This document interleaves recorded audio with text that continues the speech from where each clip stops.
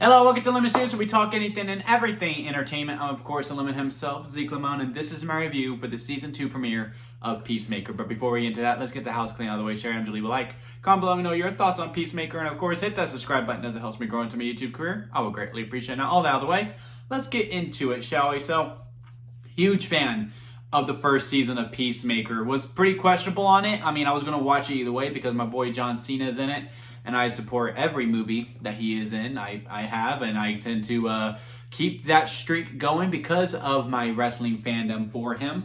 And, you know, to me, Peacemaker is some of John Cena's, if not his, best work ever as a performer, where he is actually really able to really give a lot of range. And I think that's one of the best strengths of Peacemaker, was just watching John Cena get better and better and better.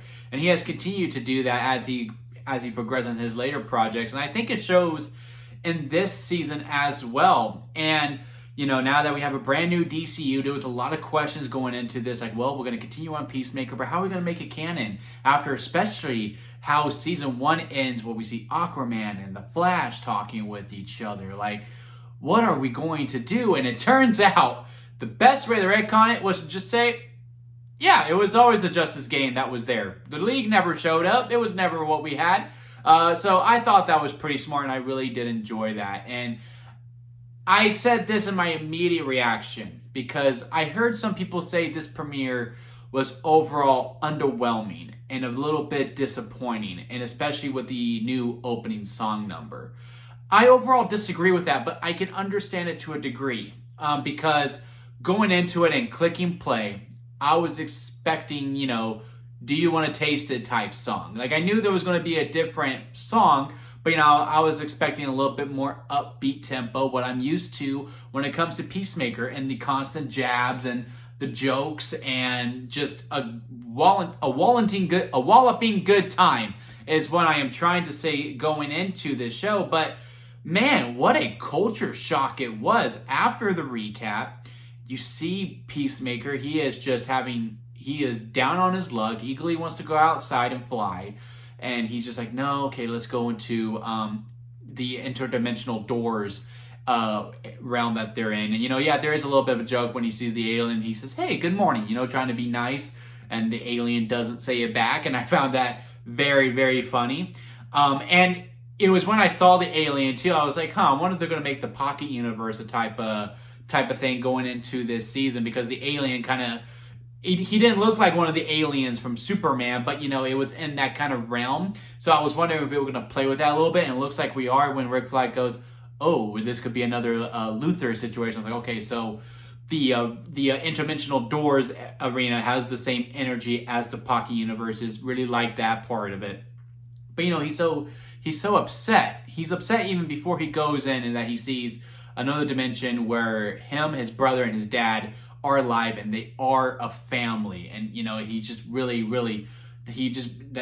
makes him upset. And then we jump 6 months later, and again, the whole entire episode, it stays at this very somber, very just, I don't want to say depressing tone, but I think somber is the best word going into it, because, you know, Peacemaker is really upset. He really wants to join the Justice Gang. And, you know, building up to it, he's not going to get it, one, from the trailers, and two, because, you know, there's something for him that he needs to climb for. How they're just not taking him seriously whatsoever. He's trying his best, but, you know, they're already dismissive. He's not going to do it. This guy sucks, blah, blah, blah. And then everything that Hardcore's going through, too, figuring out that she has toxic masculinity and that she is looking to get hurt. Like, she wants to feel pain. Like, I think when she went into that bar, she was looking for a bar that she would get catcalled in, so therefore she could talk some noise, because it's a good contrast from the season 1 premiere, right? I believe it was the season 1 premiere. It could have been episode 2. But Hardcore goes into a bar, and I believe it's either Chris who catcalls on her or someone else catcalls her, and she whips house. Like, she actually wants to fight, and she wants to kick ass, and she does win. And this one, I don't think she was looking to win. I think she wanted to fight just so she could feel a little something. And we just stay at these really depressing tones between our two main people, our main guy lead and our main girl lead. and just really sitting in it. And I mean, everyone is going through a hard times. Vigilante, he's calling economists every single day just so, because like, hey, we're friends, and the 11th Street kids have broken up in some way, shape, or form. Abadayo is living, as economist said, you are living in the worst level of Grand Theft Auto. Her wife has left her. She doesn't have the dogs. And just really feeling the ramifications of releasing Task Force X. And economist, we didn't really see anything. He's still working for the government. And Rick Flag is actually sending him to spy on Peacemaker. Well, it's not him. It's this other girl that I'm not familiar with, but I do plan on paying attention to, because the little bit that she was in did catch my attention.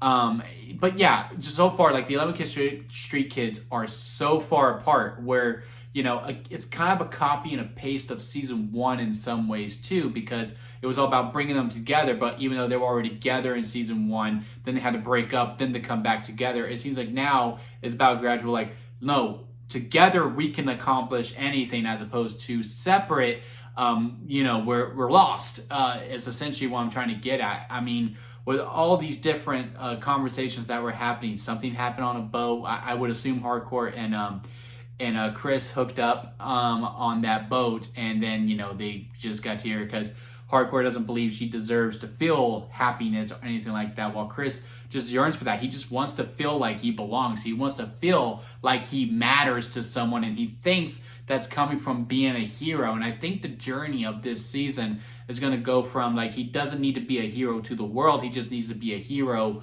to his friends, and that he doesn't need his dad and his brother. He doesn't need that love.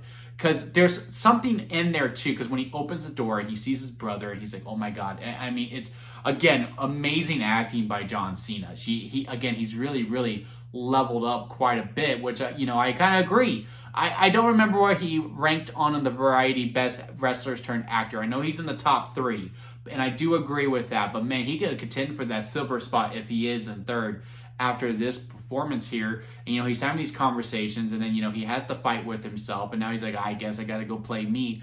And he was married to Hardcore at one time. It's a lot of themes that I'm just seeing that, like, hey, you got to move on from the past, even though that wasn't there. That's not you. You need to learn to let go of that, and you need to embrace what you have right now. You have Obadiah here. Economist is your friend. You need to talk to Vigilante, dude. He's been around you your whole life. That is your family. And yeah, Hardcore is a little distant, but just keep going at it, and she will come around at some point.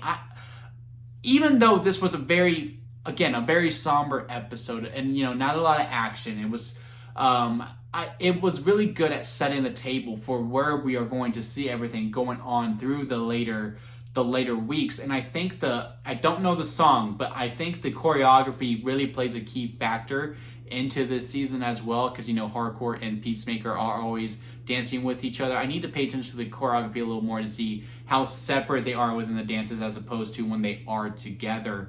But yeah, I really did like this episode. I like it more after talking about it here, for sure, because after it first ended, I think I was with that crowd. I was like, this is a little disappointing. I mean, it was still really good. I was really entertained all throughout. I laughed a good bit. I liked the ongoing bit with the Vigilante and Economist talking about the owls, and then the conversation between Economist and Obadiah when she was going, yeah, you live in the worst level of Grand Theft Auto, and they were talking about, I forgot what store, like, oh, they're still open. That was pretty funny. The car scene, Obadiah and Economist were really MVPs for me. But yeah, I'm really curious to see where everything is going to go moving forward throughout this whole entire season. I'm hooked, and I'm serious. And again, I'll just keep reiterating, I'm very curious to see where it's going, which is what you want from an episode 1. But let me know what you think about it down in the comment section. Leave a like if you made it this far within a review. I do greatly appreciate it. And don't forget to squeeze the days, guys. Life is too short not to give it your all, so squeeze every opportunity that you can. Make sure you hit that subscribe button. And until next time, I'll see you here at Lemon Studios.